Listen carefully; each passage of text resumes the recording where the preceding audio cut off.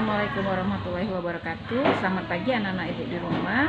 Kita belajar lagi hari ini yaitu tentang pembelajaran matematika bilangan bulat. Baiklah anak-anak, perhatikan penjelasan dari ibu. Pembelajaran kita hari ini yaitu pengurangan bilangan bulat. Di sini kalian perhatikan konsep pengurangan bilangan bulat dulu ya. Nah, ini konsepnya yaitu positif kali positif hasilnya positif, negatif kali negatif hasilnya positif, positif kali negatif hasilnya negatif, negatif kali negatif hasilnya negatif. Kita ke contoh soal ya. Nah, ini ada soal ya. Ibu buatkan soal di sini. 6 positif 6 dikurang negatif 6. Ya, kemarin ibu mengajarkan dengan garis bilangan. Sekarang ibu mengajarkan dengan cara yang cepat. Itu namanya deking ya. Jadi di sini ini ada lambang negatif, ini ada lambang negatif. Kalau seandainya dia berdekatan, ya, apakah itu dia di sini positif, apakah dia negatif? Kalau dia berdekatan di sini, ya, berdekatan dan tidak ada angka di tengah-tengahnya, itu kita bisa pakai konsep yang tadi. Nah, ini ya. Nah, jadi tadi apa dia? Tadi bilangannya negatif kali negatif sama dengan apa jawabannya?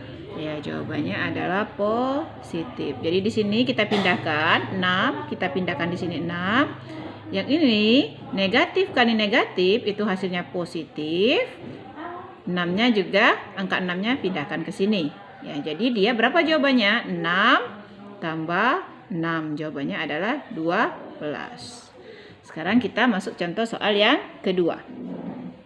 Ini contoh soal kedua, negatif 13, negatif 7. Atau bisa juga kalian membaca soalnya, negatif 13 dikurang 7.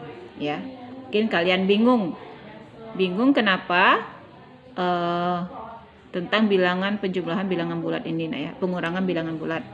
Jadi di sini ibu ajarkan cara membacanya ya, biar kalian mengerti. Jadi jangan baca ini, jangan baca dikurang ya, jangan dibaca dikurang ini biar kalian tidak bingung ya.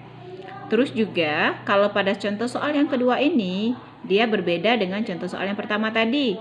Kenapa? Karena di sini ada bilangan yang berdekatan ya, ini berdekatan, dia bisa dikali ya.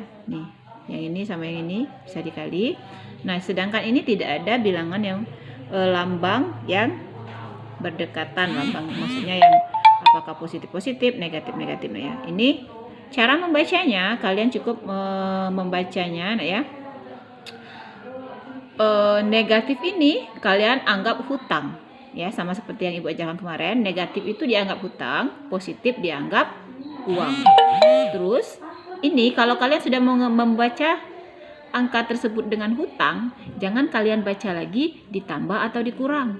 Kalau kalian membacanya hutang ya, yang positif itu berarti membacanya adalah, jadi kita membacanya di sini ya, hutang 13, hutang 7. Nah, kalau seandainya kita berhutang, hari ini kita berhutang 13, besok kita berhutang 7, otomatis hutang kita menjadi tambah banyak ya. Hutang tadi kita lambangkan dengan negatif. Ini nanti jawabannya pasti jawabannya ya, dia negatif. Kita buat dulu negatifnya. Karena kenapa? Hutang 13, hutang 7. Ya, jadi hutangnya menjadi tambah banyak. Jadi berapa hutangnya? 13 tambah 7. Berapa hutangnya? Hutangnya 20. Ya. Jadi jawabannya adalah negatif 20. Nah, ya. Ya, sekarang kita masuk ke contoh soal yang ketiga. Nah, ya. Contoh soal yang ketiga ini hampir sama dengan contoh soal yang pertama tadi ya.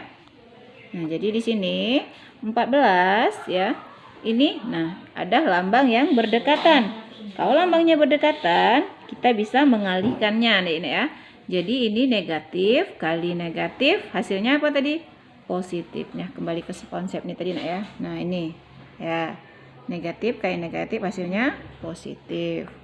Jadi di sini kita tulis, pindahkan angkanya 14, kita pindahkan ya.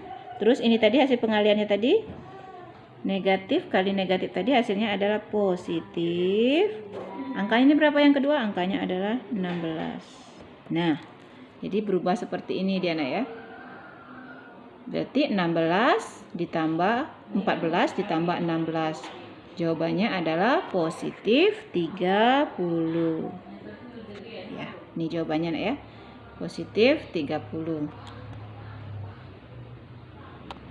Sekarang kita masuk ke contoh soal yang keempat ya.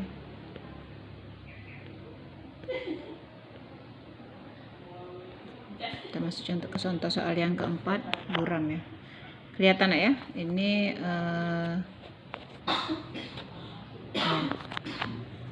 yang keempat itu soalnya positif 20 dikurang negatif 15. Jadi ini juga berdekatan, jadi kita kali dulu nak ya.